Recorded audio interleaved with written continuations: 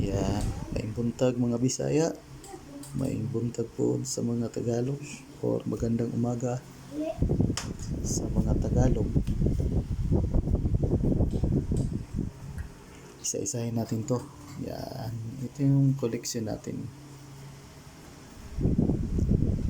Ito naman mga kapatid ko sa spiritual, sa hindi ka nakakaalam nito, isa itong petrified wood. Yan. Ito naman, ang bisa nito, malakas to. Kung halimbawa, yung mga bata nyo sakitin, lagyan nyo lang ng ganito, ikakalmin nyo. Malakas to sa bata. Yung may mga sakit or mabilis mabati, maganda to siyang gagamitin. Yan. Petrified wood. Ito naman, galing tong Quezon Province, bigyan ng kasama ko. Yan. Kidlat daw to. Binigay sa akin. Yan, kidlat. Malakas din daw to. Pag may kalaban kayo, pwede nyo na itong ipukpok. Ayan. Ito naman, dalawang mata. Swerte ito sa negosyo. Depensa sa negosyo. Para yung negosyo nyo, hindi tablan ng mga bati. Kunwari, babagsak yung negosyo mo. Pero hindi, pag may kinito ka. Mahalo na rin itong depensa. Ito, pang depensa talaga to. Kasi, wala tong mata. Ito naman sa Mindanao, ginagamit to sa kabal. Kung mayroon ka nito, hindi ka basta-bastang tatablan, basta nakadikit sa katawan mo, at saka huwag ipagmayabang. Yan. Kasi meron na sa amin nasubukan ito, may daladalang ganito, binaril ng 45, tinamaan yung kamay, ayun, bali, pero hindi tinablan, nabali lang yung puto sa lakas ng bala. Pero okay na rin, kahit paano buhay pa rin. Ito naman yung sikat na Trinity, hindi putukan, talagang hindi putukan to pag maganda pagkakasa, kaya maganda rin to, kaso malaki lang talaga. Ay siyempre kung gira na, ay maganda rin tong tangan. Kung saka ka pa maghanap ng ganito pag gira na, yeah, kasama rin to. Yeah, Trinity din to, parang buntis. Pag meron ka nitong pangdepensa, basta tandaan nyo lagi, pag gera, huwag yung kalimutan, di bali puwit yung nakalabas sa inyo, huwag lang yung ulo nyo. Ayan. Ito naman, ang depensa nito, sa negosyo rin to. Halimbawa, yung negosyo nyo, inaalat na, or may nung gitero na kapitbahay nyo, gustong pabagsakin yung negosyo nyo, mas malakas to. Ilagay nyo lang to sa tindahan nyo, isabit nyo sa taas na hindi makikita nila, malakas to siya. Yan. Sa naniniwala lang ha, sa hindi naman, okay lang din. Yan. Ito naman, ang bisa nito, malakas sa magnet. Yan. Yan. Nakadikit siya sa isa, pero pag didikit ko ng ganon, yan. Galing to sa isang manggagamot din. Matanda na siya. Ako naman, ginadamit ko tong depensa pag nanggamot ako or may lakad ako. Siyempre, minsan may madadaanan kang may sakit, kailangan gamutin, basta sa spiritual lang ha, yung kasi malalaman natin yan sa pulso kung nabati ba o normal ang sakit. Normal ang sakit, siyempre sa doktor, pero pag spiritual or nabati na kulam, kayang-kaya natin yan. Ito yung gamit ko na para hindi ka sumbalikan. Pasensya na guys kasi yung cellphone natin sira kasi ito. Sira yung harap kaya hindi natin magagamit yung harap.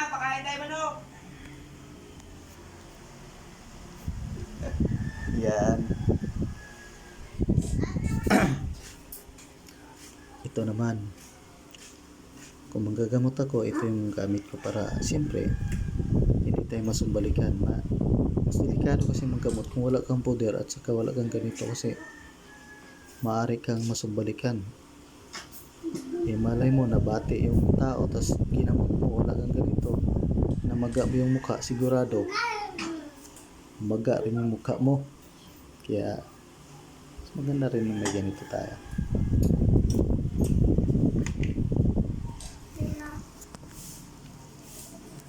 Ito naman yung mga pangdepensa. Ayan. Ito yung gamit ng mga ninuno natin. Gamit ng mga ninuno, mga forefather natin. Ayan. Pakita ko sa iyo yung laman. Ayan. Wala natin. Galing din to sa mga kasama ko. Ito naman yung medalyon ng kasama natin, yung Infinito ba to? Sinubukan na to. Ayan o, yan yung tama pero hindi tinablan. Gusto ko nga ipasubok to ni Boss Nick Banayo kasi malakas yung baril ni Boss Nick, baka magkapira tayo dun. Ayan. Galing to sa Mindis si Boss Bagsik. Boss Bagsik, shout out. Yung gamit ni Boss Bagsik. Tapos ito naman ay ano ba to? Ayan, kabibi. Ito naman kabibi, magagamit mo to sa pagbiyahe-biyahe. Hindi ka basta-basta madisgrasya. Sa nakakatulong dito, makaiwas ka sa disgrasya. Kung mayroong disgrasya sa daan, maganda to sa nagbabiyahe-biyahe. Yan. Ito rin kabibi. Yan, maganda to sa biyahe-biyahe. Yan, kabibing crystallized. Galing to sa isa kaibigan natin. Ito naman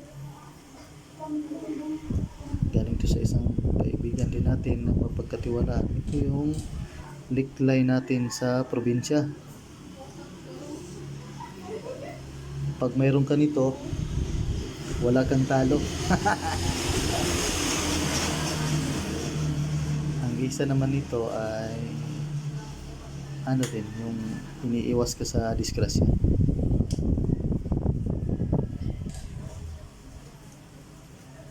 Ito naman, ano ba to?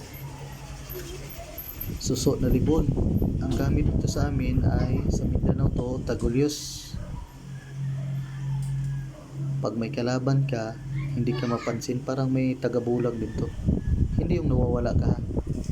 Yung parang hindi ka lang pinapansin kahit andyan na yung kalaban mo. Panay plano lang siya na titirahin ka pero hindi niya magawang titirahin ka dahil mayroon kang tagulyos. Ayan, tagulyos yan sa amin. Suso. Ito pag naglalakad ka, iwas disgrasya talaga to. Mararamdaman mo kung may disgrasyang paparating. Kakabahan ka or basta magpapahiwatig siya sa'yo. Ito yung mga tagulyos ng Mindanao. Yan. Ito naman ay kabibi. Galing to sa isang kasamahan natin. Maganda rin to sa pagbiyahe-biyahe. Ganun din ito. Tagulyos. Yung iba nito hindi pinuputukan.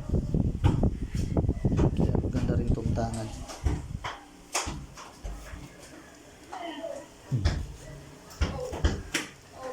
Ito naman ay susudin. Kabibi din na porcelize. Malakas nito sa biyahe-biyahe.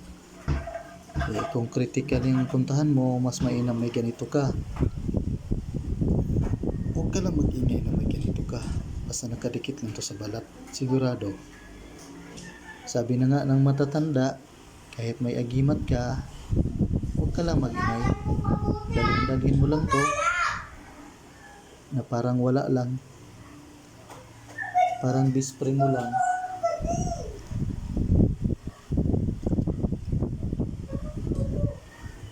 Dalhin mo lang to, parang dispray mo lang. Hindi mo alam na makakaligtas ka. Magugulat ka na lang pag may sakuna. Ayan, makakaligtas ka. Ito ang bisa nito. Kaya mas maganda meron kang ganito. Ito naman ay kabibi pa rin. Ayan, kabibi. Alam mo naman siguro ito. Sa biyahe-biyahe rin to. Alam mo naman, gala tayo. Kailan may ganito tayo. Ito ang pinaka-iniingatan ko. Bigay ito ng isang entengero sa akin. Salamat, sir. Yung pinagkaloob mo sa akin na bato. Ayan. Galing daw to Mindoro. Hindi nga daw to ibigay sa matanda sana. Kaso siyempre, mabait naman si sir. Ito yung bato na umaalog. Umaalog. Pag inalog mo to, na hindi siya umalog, huwag ka nang umalis. Sigurado may kalaban yan. Lumihis ka na ng daan. Ang bisa nito, batong alog. Dipinsa to sa lakad-lakad. Alam mo, pag inalog mo to, hindi umalog, matik may kalaban yan. Kaya maganda rin to siya. Yan. Bato yan ha. Hindi gawang tao. Binigay ito ni Sir Tagatansa. Pasensya na, sira yung camera natin kaya hindi tayo magka-live ng masyadong ano. Yan yun, pagbago ulit magla-live tayo ulit ng mga ganitong content. Ayan, okay. Okay na to. Ayan, batong alog. Mabisa rin to. Sa mga nakakaalam dyan, shout out. Sa mga kapatid ko dyan sa spiritual, shout out sa inyo. Yan. Basta tandaan nyo yung pag may ganito, huwag magyabang. Ang rules nito, hindi tayo magyayabang. Chill lang, gawin nyo lang tong ano, parang best friend ba, dala-dala mo lang, hindi ka magyabang, na hindi ka tatablan kahit may ganito ka, dalhin mo lang, parang best friend mo lang ba. Kung sa hilong gaba, daw sa wailaang, sa Tagalog naman, dalhin mo lang, parang wala lang, parang lucky charm lang. Hindi mo mamalayan, may gulo dun sa dulo, na iiwas ka na pala. Iwas ka sa sakuna, sa mga panganib, kasi ang agimat naman talaga hindi pinangyayabang, tinatago lang yan, tahimik ka lang, parang wala lang ba. Hindi mo alam, makakaligtas ka sa mga sakuna. Pero huwag mo naman dalhin ganito kadami, baka mapansin nila at nila value ka. Ayan, mga guys. Mas mainam pa rin may ganito kayo. Ayan. Gumamila series. Ito naman, maganda to sa kung mayroon ka nito, nakadikit sa katawan mo, sa kabal to, kabal. Ayan. Mga hindi mo inaasahan ba?